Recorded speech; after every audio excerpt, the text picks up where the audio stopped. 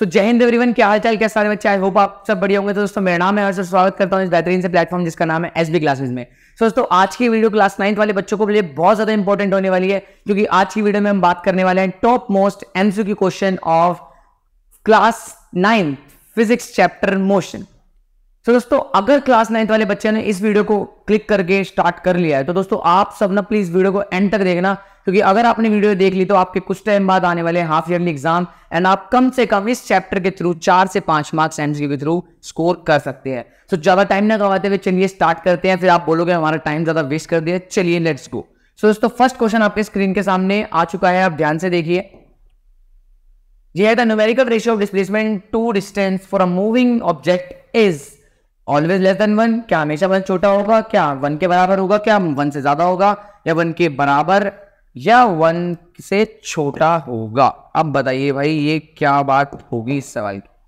सो दोस्तों इसका मतलब है न्यूमेरिकल रेशियो का मैं मतलब बताया तो न्यूमेरिकल रेशियो मतलब समझ लो डिवीजन, डिवाइड करना है कि डिस्प्लेसमेंट का डिस्टेंस से डिवाइड करेंगे तो क्या वो हमेशा 1 छोटा आएगा। सो दोस्तों इसमें पूछ रहा है कि जब हम डिस्प्लेसमेंट को डिवाइड करेंगे किससे, डिस्टेंस से, तो क्या आएगा, क्या वो 1 से हमेशा छोटा आएगा, क्या वो 1 के बराबर आएगा, क्या वो 1 से ज्यादा आएगा, क्या वो 1 के कम या फिर उसके बराबर आएगा। तो दोस्तों ज्यादा बहुत मुश्किल सवाल नहीं है, बस आपको एक चीज पता होनी चाहिए इसके अंदर कि भैया जो डिस्टेंस होता है वो हमेशा बड़ा और बराबर होता है किसके, डिस्प्लेसमेंट की। Distance is always greater than equal to displacement. So दोस्तों ये चीज हमें पता होनी चाहिए थी, क्योंकि दोस्तों या तो डिस्टेंस बराबर हो सकते हैं वरना डिस्टेंस हमेशा क्या होगा, ज्यादा ही होगा। दोस्तों आपको पता है कि हम 1 को किसी भी नंबर से मल्टीप्लाई कर सकते हैं एंड हमें डिस्प्लेसमेंट के नीचे क्या चाहिए, डिस्टेंस चाहिए। तो डिस्प्लेसमेंट के नीचे जब डिस्टेंस जाएगा तो क्योंकि यहाँ मल्टीप्लाई में वहां जाके किसमें हो जाएगा, डिवाइड में, तो 1 ग्रेटर देन लेस देन कितना आ गया भाई, ये आ गया डिस्प्लेसमेंट अपॉन में कितना आ गया, डिस्टेंस। अब आप देख सकते हैं दोस्तों डिस्प्लेसमेंट का रेशियो डिस्टेंस से हमेशा छोटा या फिर बराबर आएगा किसके, 1 के। एक चीज तो आपको पता ही होगी, जहां पर भी इसका मुंह खुलता है वो इसका क्या होता है, बड़ा, एंड जहां पे मुंह बंद होता है वो क्या होता है, छोटा। सो दोस्तों क्या होगा, displacement upon distance is always less than और इक्वल टू 1। सो एक ही सवाल लिख रहा है, क्या है, एक ही option, that is option number D. बाकी सारे ऑप्शन क्या हो गए, गलत हो गए। तो चलिए फटाफट नेक्स्ट क्वेश्चन पे मूव करते हैं। Slope of velocity time graph give.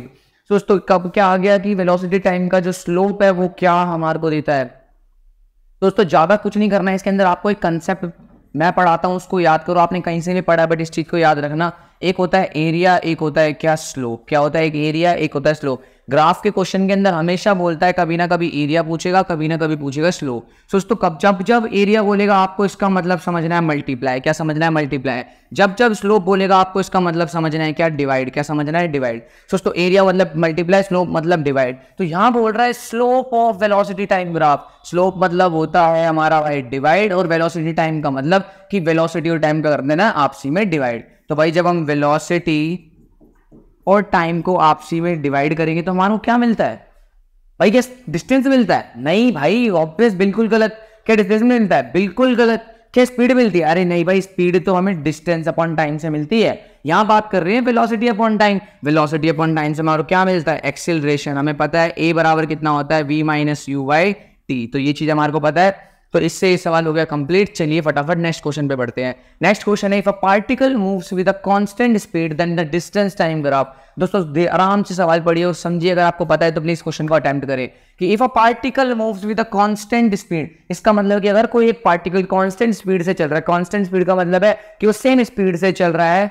सो उसका डिस्टेंस टाइम ग्राफ क्या होगा भाई। डिस्टेंस टाइम ग्राफ मतलब कि इस साइड वाई एक्सिस पे क्या आएगा, डिस्टेंस, एक्स एक्सिस पे क्या आएगा, टाइम।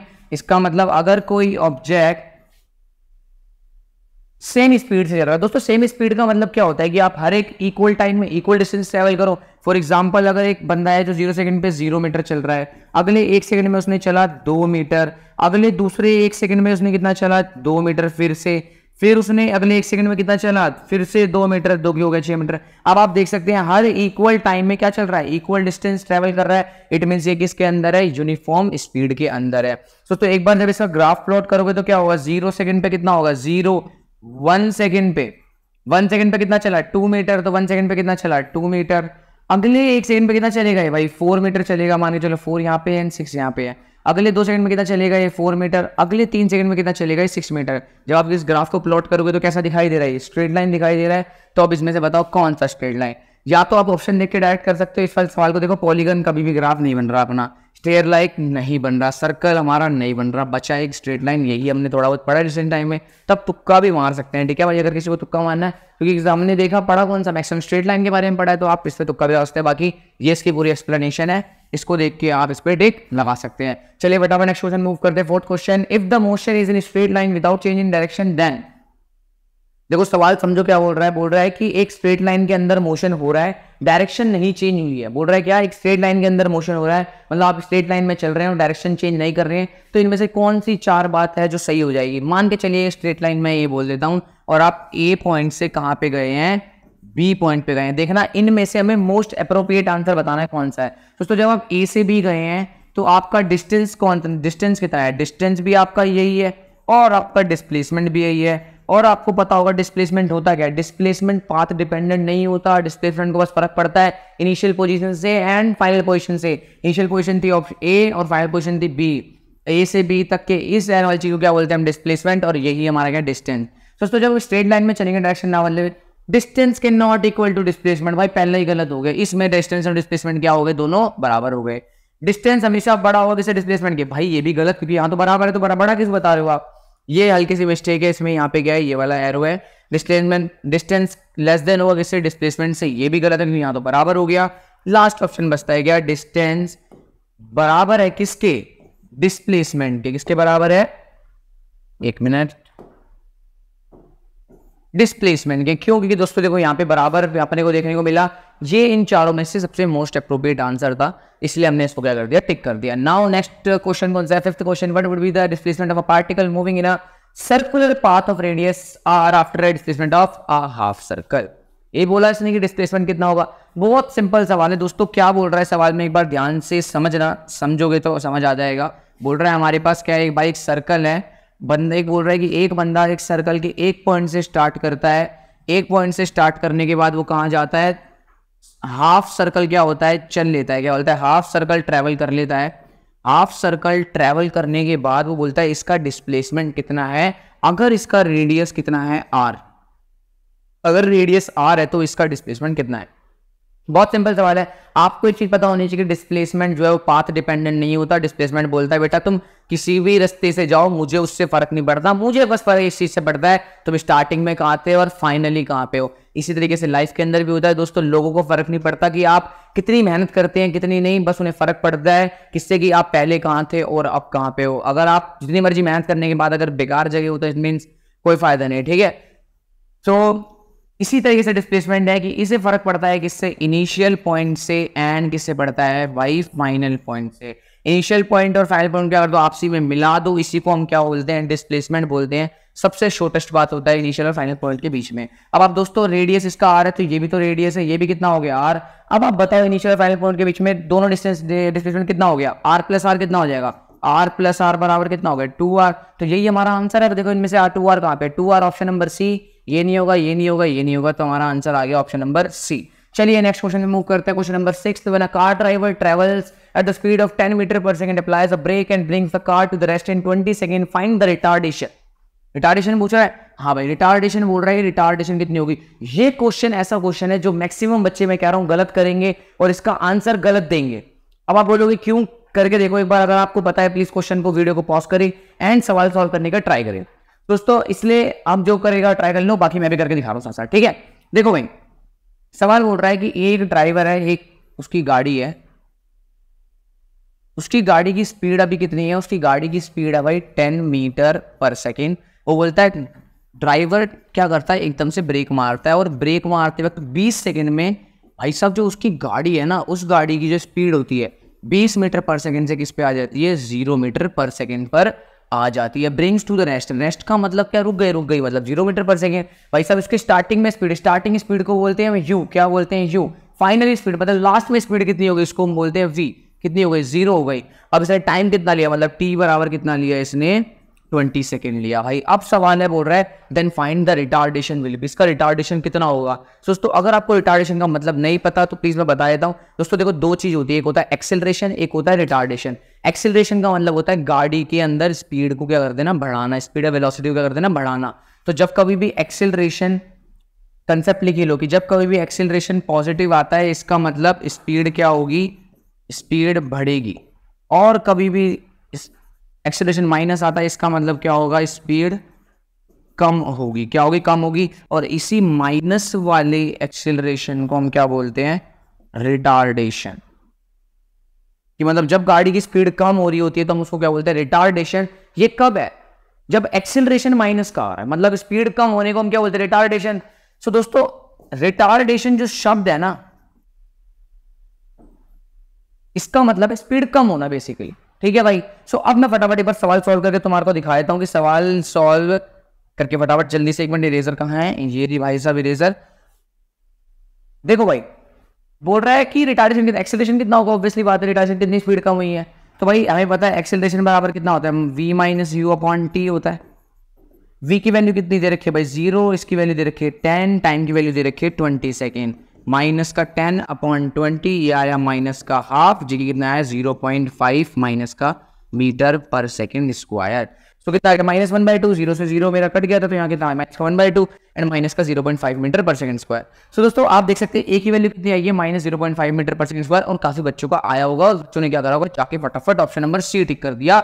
यही तो मिस्टेक है सारे बच्चे कर रहे हैं कि भाई इतनी हबड़ दबड़ी नहीं दिखानी है सवाल करते वक्त। आपको हमेशा सवाल करते वक्त फोकस्ड रहना है कि सवाल में पूछा गया है। दोस्तों सवाल में पूछा रिटार्डेशन, अगर यहां लिखा होता find then the acceleration will be, तब आपका सवाल सही होता। क्यों, क्योंकि एक्सेलरेशन का मेन मतलब होता है गाड़ी को बढ़ाना।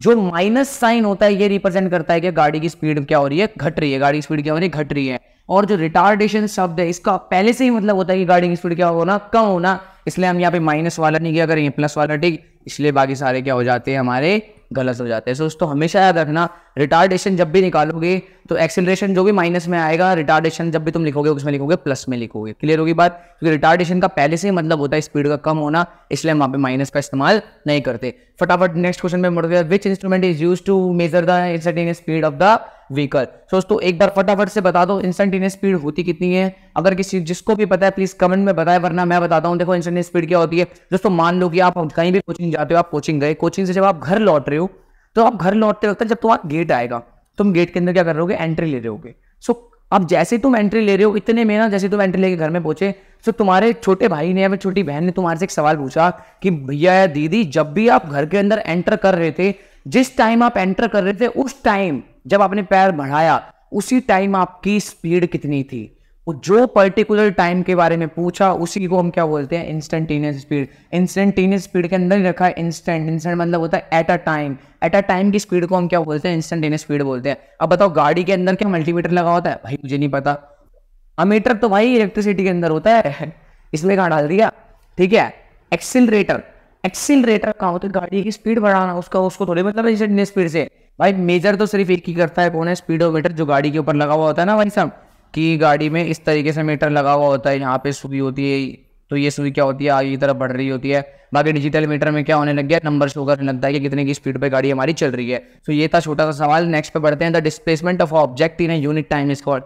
सिंपल सा सवाल है कि एक यूनिट टाइम में कितना डिस्प्लेसमेंट है, उसको हम क्या बोलते हैं। दोस्तों आपको एक चीज पता होगी कि मैं बोलूँ कि अगर 5 चॉकलेट अगर 50 रुपीज की है, तो एक चॉकलेट कितने की होगी, मतलब 5 चॉकलेट 50 की, तो एक चॉकलेट के लिए हम क्या करते हैं, इस 5 को नीचे डिवाइड करते हैं, दैट इज कितना,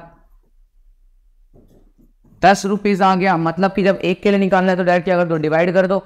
सेम तरीके से बोला गया कि एक यूनिट टाइम में डिस्प्लेसमेंट कितना होगा। तो मैंने बोला कि भाई मान लो टी टाइम में डी का डिस्प्लेसमेंट है, टी टाइम में किसका डिस्प्लेसमेंट है, चाहे डी का बोलो चाहे एस का बोलो। मैं लिख देता हूं चलो एस का, कि टी टाइम में कितने का डिस्प्लेसमेंट है, एस का डिस्प्लेसमेंट है। तो एक यूनिट टाइम में कितने का होगा, एक यूनिट टाइम में क्या होगा, टी नीचे डिवाइड पे जाएगा।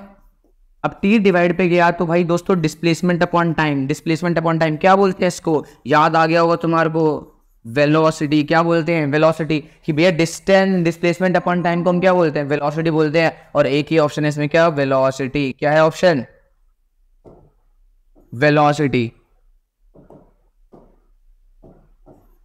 स्पीड नहीं होता, क्योंकि ये होता है distance upon time, acceleration velocity upon time. Change in velocity upon time, speed वही चीज होगी डिस्टेंस अपॉन टाइम। लास्ट बचा ऑप्शन कौन सा, वेलोसिटी, जिसका मतलब होता है डिस्प्लेसमेंट अपॉन टाइम, कि एक यूनिट टाइम में कितना डिस्प्लेसमेंट लिया गया, उसी को हम क्या बोलते हैं, वेलोसिटी बोलते हैं। अब नेक्स्ट सवाल आया, the speed of a moving object is determined to be 0.06 metre per second, this speed is equal to. अच्छा दोस्तों, ये सवाल दोस्तों आपके लिए बहुत ज्यादा इंटरेस्टिंग होने वाला है, क्योंकि बहुत अच्छा सवाल है। इसके लिए मेरे पास एक ट्रिक भी है। ये बोल रहा है कि भाई एक मिनट, ये बोल रहा है कि 0.06 मीटर पर सेकेंड है, यही स्पीड किलोमीटर में कौन सा ऑप्शन है भाई। किलोमीटर में अगर लिखना चाहेंगे तो भाई बंद करो ना उसको, कि किलोमीटर में पूछ जाए तो किलोमीटर में कितनी होगी। तो दोस्तों आपको इस चीज को बताने के लिए मैं डायरेक्ट सा बताता हूं, आपको ट्रिक बताता हूं। ट्रिक क्या है कि कभी भी अगर हमें किलोमीटर पर आवर से हमें जाना होगा इसमें मीटर पर सेकेंड, कहां जाना हो, किलोमीटर पर आवर से जाना हो मीटर पर सेकेंड में, आपको कुछ नहीं करना, आपको बस 5/18 से क्या कर देना है, मल्टीप्लाई कर देना है। जब कभी किलोमीटर पर आवर से मीटर पर सेकेंड में जाना है, एंड अगर कभी मीटर पर सेकेंड से हमें जाना है किलोमीटर पर आवर में, कुछ नहीं करना, इस नंबर का मल्टीप्लाई उल्टा करके 18/5 से क्या कर देना है, मल्टीप्लीकेशन हमारे को कर देनी है। दोस्तों ये है हमारी छोटी सी ट्रिक, इसको याद रखना कि किलोमीटर पर आवर से मीटर पर सेकंड में जाने के लिए 5/18 से मल्टीप्लाई, एंड इसी का अगर उल्टा करना तो क्या करना पड़ेगा, 18/5 से मल्टीप्लाई। सो मैंने बोला भाई 0.06 मीटर पर सेकंड को जाना है किलोमीटर पर आवर में, मतलब यहां से हमें इधर जाना है, तो किससे करेंगे, 18/5 से। तो मैं कहा भाई मल्टीप्लाई कर दो 18/5 से। अब दोस्तों मल्टीप्लीकेशन के लिए पॉइंट हटेगा तो कितना आएगा, नीचे 0 आएगा, 2 0 मल्टीप्लाई में 18/5, और जब हम इसको कट करेंगे तो कितना जाएगा, ये जाएगा 50 पे, ये जाएगा 3 पे, एंड जब और कट करोगे तो इसका आंसर बनेगा 0.216 किलोमीटर पर आवर। ठीक है भाई, तो इसका ऑप्शन नंबर क्या बनेगा, सी, जो कि ये भी गलत, ये भी गलत, ये भी गलत। दोस्तों ये ऑप्शन बनेगा। अगर आपको इसमें कैलकुलेशन में दिक्कत तो प्लीज एक बार घर जाके बैठ के कॉपी में सॉल्व करो, तब पर तुम्हें आपका परफेक्ट आंसर आ जाएगा 0.216 किलोमीटर पर आवर। क्लियर हो गया भाई। अब आते हैं नेक्स्ट क्वेश्चन पे, जो कि 10 नंबर क्वेश्चन है। Body is projected vertically upward from ground taking vertical upward direction as positive and a point of projection as origin, blah blah blah. बहुत नकली सवाल है। इधर देखो भाई, मैं बताता हूँ सवाल क्या बोल रहा है। सवाल बोल रहा है कि मान लो हमारे पास एक बॉडी है, हमने इस बॉडी को क्या करा, यहाँ से ऊपर फेंका। कहाँ फेंका, ऊपर। ऊपर तो कुछ और है, हमने कहाँ फेंका, ऊपर फेंका। ऊपर जब हम फेंकेंगे और हमने जहां से फेंक रहे हैं इसको क्या मान लिया, ओरिजिन मान लिया। तो मैं बोल रहा हूँ इस पॉइंट को क्या मान लिया, ओरिजिन। हमने क्या करा, ऊपर फेंका, और हम पहले डायरेक्शन क्या मान रहे हैं, पॉजिटिव मान रहे हैं। तो दोस्तों जब ये ऑब्जेक्ट ऊपर से नीचे आएगा, तो जब ये ऊपर जा रहा होगा तो इसकी डायरेक्शन साइन क्या होगा, इसका साइन क्या होगा, डिस्प्लेसमेंट का साइन क्या होगा। जब ये नीचे आएगा तो क्या होगा, इसका डिस्प्लेसमेंट का साइन। अपवर्ड जाते वक्त भी और डाउनवर्ड जाते हुए भी डिस्प्लेसमेंट का साइन क्या होगा। तो दोस्तों सिंपल है यार, जब ऊपर जाएगा तब प्लस, जब नीचे जाएगा तब क्या होगा, माइनस। तो जब ऊपर जाएगा तब क्या होगा, प्लस, जब नीचे जाएगा तब क्या होगा, माइनस। बाकी सारे ऑप्शन क्या हो गए, गलत। ऑप्शन नंबर सेकंड क्या हो गया, सही हो गया। Next question, what is the ratio of speed of to the magnitude of velocity. बहुत सिंपल सवाल बोल रहा है कि भैया स्पीड और वेलोसिटी का मैग्नीट्यूड। भाई वेलोसिटी के पास क्या होता है, मैग्नीट्यूड भी होती है, डायरेक्शन भी होती है। डायरेक्शन को मारो गोली, क्या मानना है अपने को, मैग्नीट्यूड से मतलब है। बोल रहा है स्पीड और वेलोसिटी का क्या मैग्नीट्यूड है when bodies are moving in one direction. जब भाई वन डायरेक्शन के अंदर हम चल रहे हैं तो तुम्हें पता है कि जितना डिस्टेंस हम ट्रेवल कर रहे हैं उतना ही हम डिस्प्लेसमेंट ट्रेवल कर रहे हैं। तो डिस्टेंस एंड डिस्प्लेसमेंट सेम है, इसका मतलब स्पीड वेलोसिटी भी क्या सेम होगा। स्पीड वेलोसिटी का मैग्नीट्यूड भी सेम है, तो दोनों के दोनों कटने पे कितना आएगा, 1 आ जाएगा। क्योंकि एक ही डायरेक्शन में चल रहे हैं तो डिस्टेंस और डिस्प्लेसमेंट क्या होगा, सेम, इसीलिए स्पीड वेलोसिटी भी सेम, तो कट के कितना आएगा, 1। तो इसका ऑप्शन नंबर क्या हो गया, सी। बाकी सारे क्या हो गए, गलत। तो ये था भाई नेक्स्ट 11वां क्वेश्चन। अब आते हैं 12वें क्वेश्चन पे। 4 कार है ABCD। अरे भाई साहब मार्क कर लो इसको, स्टार मार्क कर लो, क्योंकि बहुत बार पेपर के अंदर क्या हो गया, रिपीट मार गया है, तो क्या पता तुम्हारे एग्जाम के अंदर भी आ जाए। दोस्तों बोल रहा है 4 कार से हमारे पास जो रेसिंग कार अपना कर रहे थे। बोल रहा है their distance versus time graph are shown in the figure, choose the correct statement. बोल रहा है इस फिगर में तुम्हारे को इसका डिस्टेंस टाइम ग्राफ बना के दिखाया है, आपको क्या करना है, स्टेटमेंट, सही स्टेटमेंट का पता लगाना है। दोस्तों इस सवाल के क्वेश्चन को करने के लिए अपने कुछ नहीं करना, एक सिंपल सा तरीका, आपको करनी है एक लाइन ड्रॉ। क्या करनी है, एक स्ट्रेट लाइन ड्रॉ करनी है और मार्क कर लेना है टाइम पे। क्या मार्क कर लेना, टाइम पे। अब आप देखो इस टाइम को आप कुछ भी मान लो, मैं बोलता हूँ ये मेरा टाइम कितना है, 5 सेकंड का टाइम है। कितना सेकंड का टाइम है, 5 सेकंड, अपनी मर्जी से मान लो। तुम देखो 5 सेकंड में कार बी कितना चली है, इस पॉइंट पे तो आई है, इस पॉइंट पे आई है, मतलब इतना चली है। 5 सेकंड में कितना चली है, इतना चली है कार बी। ग्रीन वाली कार कितना चली है, ग्रीन वाली कार चली है भाई 5 सेकंड में इतना चली है। ये वाली कार कितना चली है? ये वाली कार चली है भाई इतना चली है। इतना पिंक डी वाली कार कितना चली है? इतना डिस्टेंस चली है भाई 5 सेकंड के अंदर। ब्लू वाली कार कितना चल गई? 5 सेकंड में ब्लू वाली कार इतना चल गई। तुम मुझे बताओ किसकी स्पीड तेज है और किसकी स्पीड कम है, कैसे पता लगाते हो भाई? अगर कम टाइम में कोई बंदा ज्यादा डिस्टेंस ट्रेवल कर रहा है इसमें इसकी स्पीड तेज है, तो ये देखो कम टाइम में सबसे ज्यादा स्पीड ट्रेवल कर रही है, इसका मतलब this car is fastest car. और 5 सेकंड में सबसे कम डिस्टेंस ट्रेवल कर रही है, इट मींस ये कौन सी कार है? सबसे स्लोएस्ट कार। अभी हमने बाकी सबने निकाला, देखते हैं इन दोनों की वजह से क्या हमारा ऑप्शन हिट करता है नहीं करता। तो 4 ऑप्शन है, तो ऑप्शन डी बोल रहा है car C is the slowest. अरे भैया स्लोएस्ट कार तो बी है, सी थोड़ी है। इट मींस सी वाला ऑप्शन क्या गलत है। Car D is faster than car C. भाई ये वाला तो सी के, कार डी के बारे में तो मैंने निकाला ही नहीं, चेक कर दूंगा।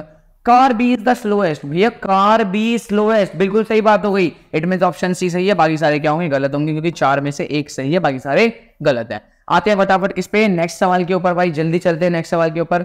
नेक्स्ट सवाल 13 आ गया। विच of the following figures represent uniform motion of object correctly? भाई साहब क्या बोल रहा है? Uniform motion. क्या बोल रहा है? Uniform motion. दिमाग में डालो, what is uniform motion? If an object travels equal distance in equal interval of time that is called uniform motion. Hindi वाले ध्यान से सुने, अगर कोई एक वस्तु समान समय अंतराल में समान दूरी तय करती है, इसको क्या बोलते हैं हम? एक समान गति बोलते हैं।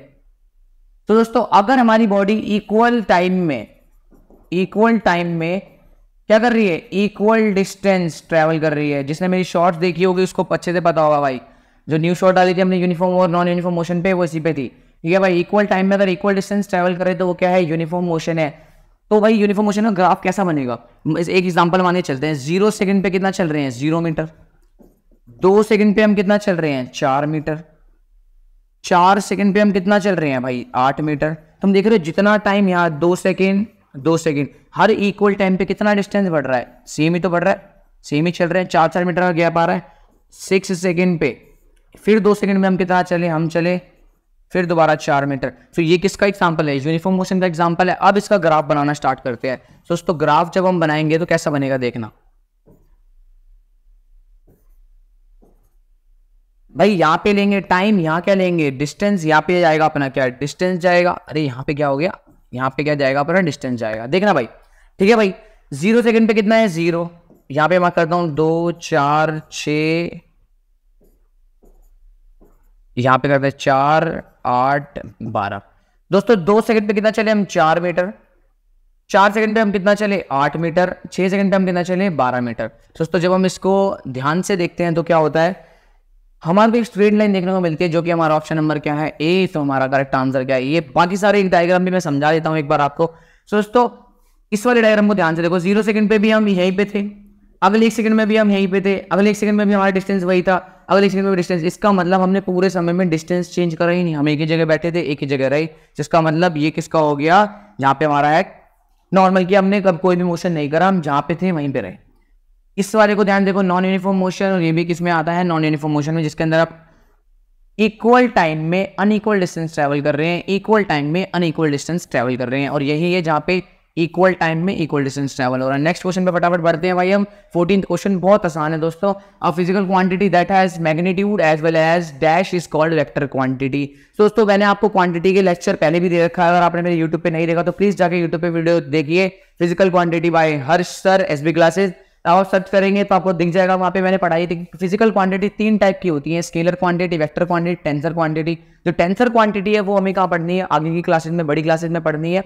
तो इसीलिए अब हम बात करते हैं मेन क्वांटिटीज पे। एक होती है स्केलर क्वांटिटी, एक होती है वेक्टर क्वांटिटी। स्केलर क्वांटिटी के पास खाली क्या होता है? बस मैग्नीट्यूड होता है। और वेक्टर क्वांटिटी के पास क्या होता है? मैग्नीट्यूड के साथ साथ क्या होता है? डायरेक्शन भी होती है। और एक मेन बात जो यहाँ पे बंदे बोलेंगे कि भैया ने ये बताया तो गलत बताया, दोस्तों दोनों के साथ साथ होता है कि ये triangle law of addition, vector addition को भी क्या करती है? फॉलो करती है। बट ये चीज तुम्हें नहीं जाननी, तुम्हारे लेवल पे नहीं है, इसे तुम जानो क्या मैग्नीट्यूड प्लस डायरेक्शन होती है। सो दोस्तों वेक्टर क्वांटिटी तो वो जिसके पास मैग्नीट्यूड एज वेल एज क्या होनी चाहिए? डायरेक्शन। तो यहाँ लिख दोगे क्या? डायरेक्शन। क्या लिखोगे? डायरेक्शन। तो ये भी सवाल हो गया। लास्ट सवाल आपके लिए आ चुका है दोस्तों। Which of the following can be zero when the particle is in motion for some time.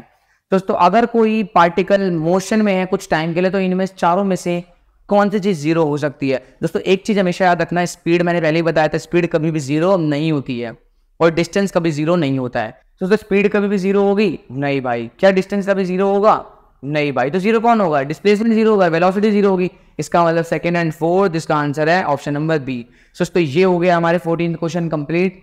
Next question पे दोस्तों नेक्स्ट तो क्वेश्चन है नहीं।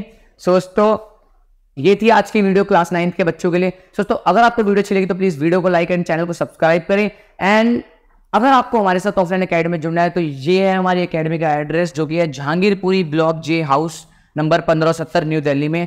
एंड आप आइए यहाँ पे हमारे पास पढ़िए, कम से कम फीस में अच्छे से अच्छा कंटेंट पूरी जहांगीरपुरी के अंदर डिलीवर करती है एसबी क्लासेस।